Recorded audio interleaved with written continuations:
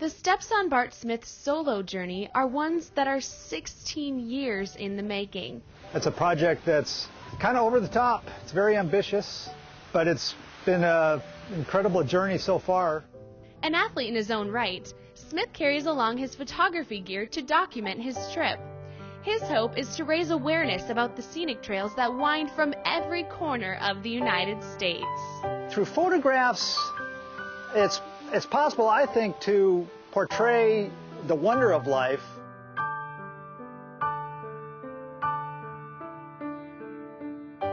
His expedition is more than just a personal endeavor. It's about something that Smith believes is bigger than him. I think we sometimes, it's easy to forget just how amazing our bodies are, how the human body is, and how it adapts to whatever you put it through. Like many of these athletes, Bart Smith's journey is one that has no end. Honestly, every day is an adventure, and I consider myself extremely fortunate. The fact of the matter is I'm having an adventure of a lifetime.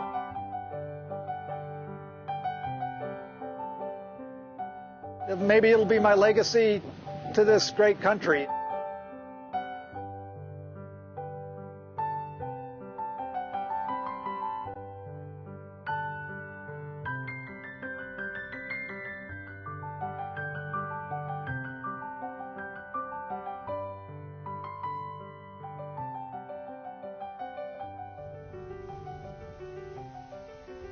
With over 13,000 miles under his belt, Smith has had his fair share of dramatic experiences.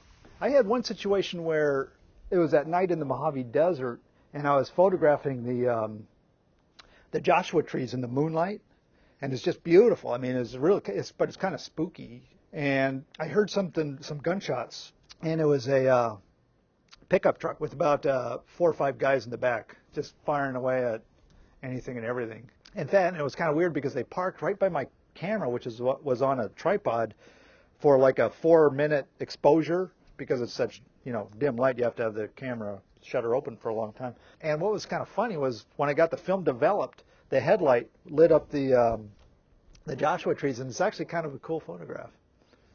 On the Pacific Crest Trail, I had hiked up in San Gabriel Mountains, and I'd been hiking for 500 miles. And I just, every day was a sunny day, so I didn't put up my tent. At that time, I just slept out under the stars. And I got into a campground, and kind of late in the evening, and went to get water. I saw something run off from my campsite when I was walking back to it. And I thought, well, I better be a little careful if there's some animal out there, just because I didn't get a good look at it. So when I went to bed, I thought, well, I better, if this animal comes around, I'll shoo it away. Well, at 1:30 in the morning, the bear bit me on my butt when I was sleeping, because I wasn't in my tent. I was just in my sleeping bag, and it bit my butt right through the sleeping bag. And it's hard to relate within 1 second the amount of it's like, this is serious. I mean, this is real, man. And pretty helpless in a sleeping bag. All I could do was roll over and go, ha, ha. And it scared the bejeebers out of the bear. He stood up, because he was just thinking I was like a bag of food or something like that. And so he stood up, and then he ran off, and I just sat up and go, oh my God, I got bit by a bear.